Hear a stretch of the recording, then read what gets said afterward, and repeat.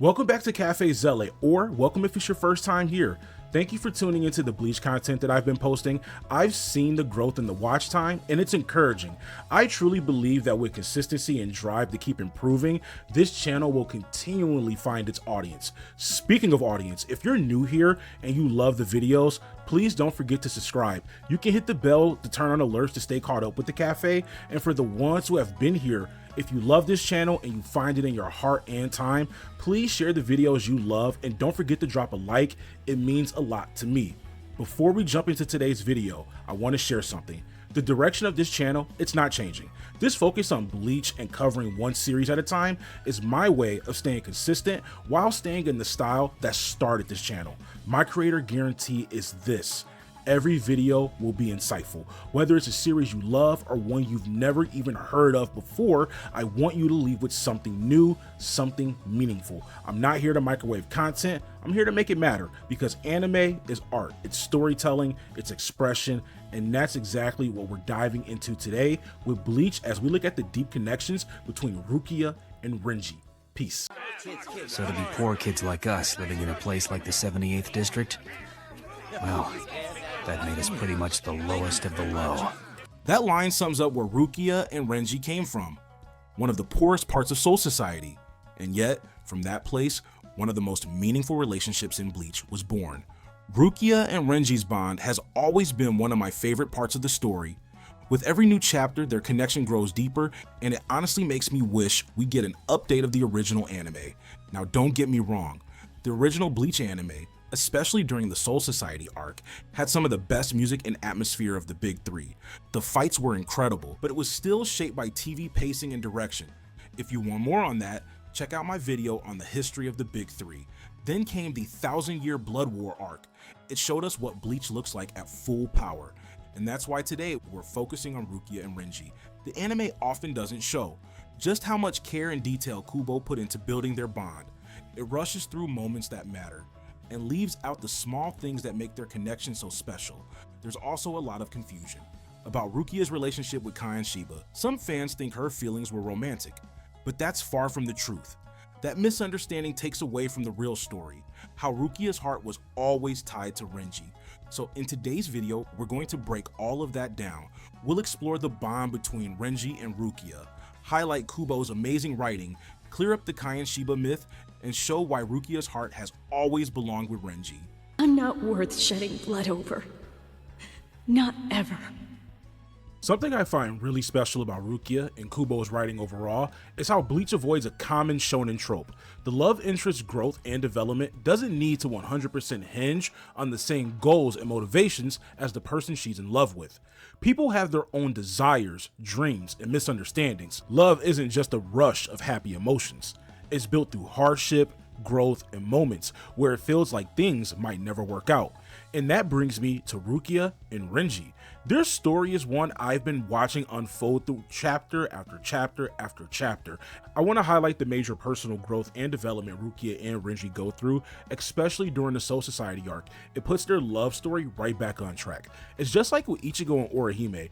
Kubo doesn't hide the romantic tension between Rukia and Renji, but the way he writes it, using foils, emotional parallels, and layered symbolism, might cause some fans to miss the deeper genius of it all. Kubo doesn't just write romance, he builds it, shaping it through conflict, character trials, and the harsh world around them. And in doing so, he sharpens his characters against each other and against the world they live in. Renji once described himself and the other kids from the Rokon as stray dogs, living amongst thieves, liars, and other villains. Life was hard, and the adults around them were cruel. The rough environment shaped who they became. Later in the series, when Byakuya is wounded by Jin Shikai, he tells Rukia the truth. She had been abandoned as a baby by her older sister Hisana. On her deathbed, Hisana begged Byakuya to find Rukia, make her his sister, and let her call him brother. That's how Rukia was suddenly lifted from the lowest district, or one of the lowest districts, into nobility. When you add that backstory to what Renji said about being stray dogs, you start to see how much Rukia had to hide. As described by Renji, everything Rukia does is with elegance, but externally, she was a tough, lonely girl who grew up in a very cruel world.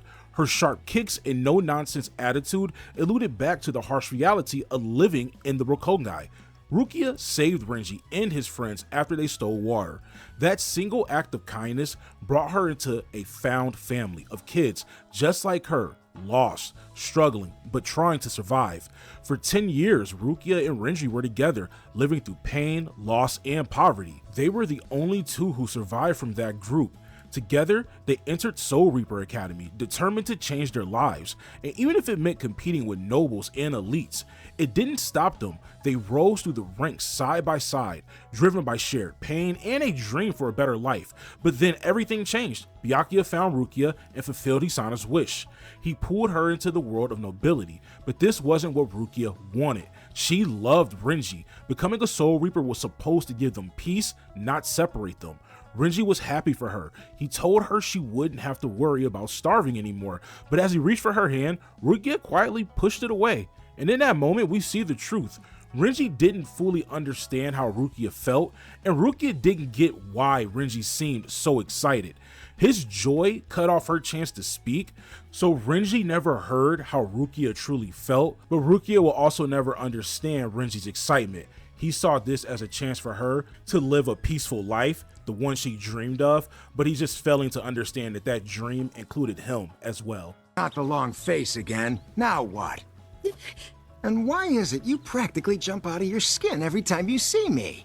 For a long time, I believed, like many others, that Rukia was in love with Cayenne Shiba, that she saved Ichigo just because he looked like him, which I felt like that was implied through the story. I thought her connection to Cayenne drove her actions, and that her feelings clouded her judgment, but I was wrong. Kubo was writing something much deeper, something more personal. Rukia didn't love Cayenne in a romantic way, she admired him because of how he treated her, with the same warmth and respect Renji once gave her before she was adopted into the Kuchiki noble family. Cayenne reminded her of Renji, and that familiarity meant everything to her. But what's being overlooked and overshadowed by the misunderstanding of Cayenne and Rukia's relationship is the person that she truly idolized, which was Miyako Shiba, Cayenne's wife. Miyako was strong, graceful, intelligent. She was the type of woman Rukia wanted to become. She didn't just stand beside her husband, she fought beside him, she held her own. Rukia saw that strength and felt the gap between who she was and who she wanted to be. So when Rukia walked away from Renji after being adopted, it wasn't just because of circumstances, it was just disappointment in herself. She didn't feel like she was the kind of woman worth fighting for. That type of strong and graceful woman Miyako was, the type someone with Cayenne's heart and drive would pay the ultimate cost for, which makes sense. Cayenne was loud, bold, and full of pride, just like Renji. That same pride led to Cayenne's tragic death, and Rukia carried the guilt of the moment with her. But the real pain wasn't just losing Cayenne, it was losing the image of who she wanted to become, Miyako. As Ukitake said, even if he didn't fully agree with Cayenne's decision to fight alone, it was about honor. That moment, the night Cayenne died, left a scar on Rukia's spirit. It explains so much about the person we meet at the beginning of Bleach, someone distant, composed, holding on to years of grief. But Rukia's journey was never about saving someone else. It was about becoming strong enough to stand beside someone again, just like Miyako stood by Cayenne. That long, painful path of guilt and solitude begins to reach its conclusion with Ichigo's arrival absolves Rukia of the guilt surrounding Cayenne Shiba, which of course is later officially resolved by his sister, who knew the truth from Ukitake. When Ichigo flings her towards Renji, who fought his way back to her, it's clear she has grown into the kind of woman she always admired. She became like Miyako, strong enough to command someone as wild and passionate as Renji, yet graceful and grounded enough to inspire those around her to act, to change, to believe in her, like Ichigo did. Rukia is ready to walk a new path, but this path is meant to be walked alongside someone. So this raises a powerful question.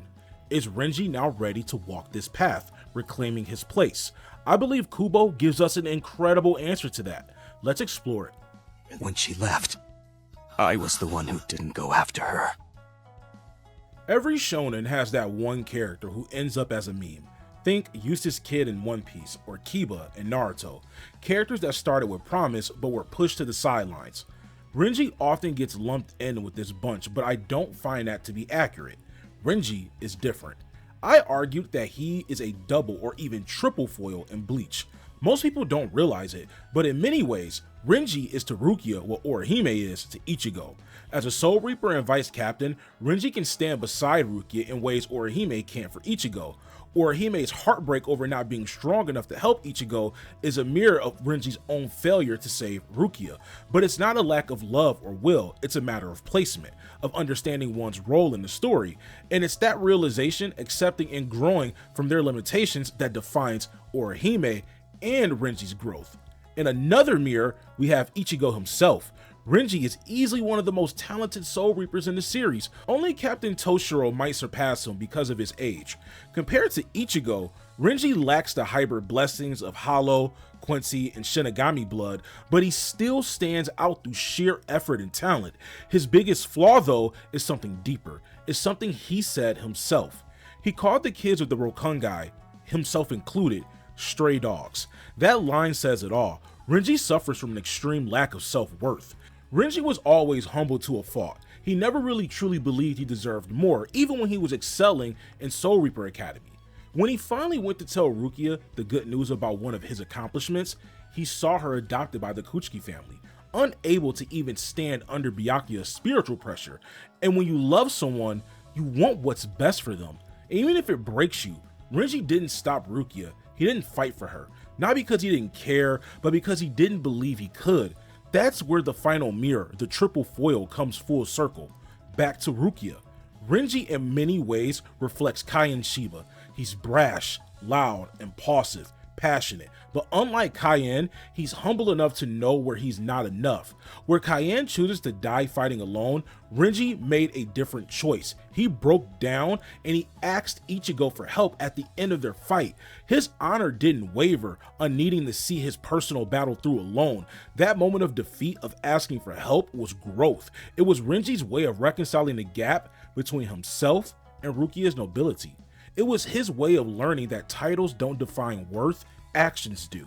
And that's what makes his journey so powerful. To stand beside Rukia, who now belongs to one of the most noble families, Renji can't be given a title. He has to earn it. And he does, by working his way up to Vice Captain, fighting alongside Byakuya himself, the man he once couldn't even stand within his presence. For Rukia, Renji didn't have to be the hero, because she already admired the man he was. He just had to show up for himself, to try to fight, and that effort, his presence, was all he ever needed to really reconcile his own internal journey. Renji's graduation from self-doubt to self-worth comes full circle when he faces the one man he has always saw as a measuring stick of his value, Byakuya Kuchiki. Congratulations. Very admirable. That time your fang definitely reached me. In theory, Renji didn't need to win that fight, the same way Rukia didn't need to save Ichigo. But these small personal shackles of development they placed on themselves were vital for both to get out of to move forward. At the end of the day, Renji needed to prove that he belonged, that he had earned his place next to Rukia. This moment eclipsed victory. It was about finally standing beside Rukia, not as a stray dog chasing the impossible, but as an equal. The same for Rukia. She can now realize through Ichigo and the actions of those around her, she is a worthy woman like Miyako was worth saving. And as Renji takes Rukia away, their paths finally reunite, and they can walk together toward their new conclusion, rebuilding their connection, and as evolved, new, more complete people and Shinigami. There's a lot hidden beneath Rukia's decision to stay in Soul Society, in my opinion. Sure, recovering her powers is a part of it, but emotionally, spiritually, it feels like Rukia and Renji are finally home. And maybe this is just the shoujo fan in me speaking, but I like to think they're finally enjoying a quiet moment together before the next storm. I really do love Kubo's writing. Kubology, I believe, is a term used amongst the fan base. His multi-layered way of building characters through each other, using foils to fill in the missing pieces, is brilliant. But it's the way he creates distinction and individuality amongst his cast that's a masterclass in writing. I've got about 3 more videos in the pipeline before I drop my major retrospective on Bleach's Substitute Shinigami and Soul Society arcs. After that, we're diving into the Arrancar and Hueco Mundo arcs, and I'm excited.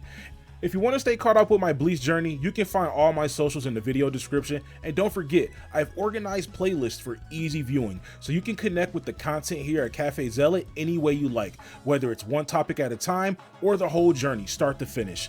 That's it for now, but please don't forget to subscribe, hit the bell icon to stay updated with the cafe, and drop a like on the video. Let me know what you think in the comments. I love to talk, and I always comment back. That's all for now. Peace out, Zealots.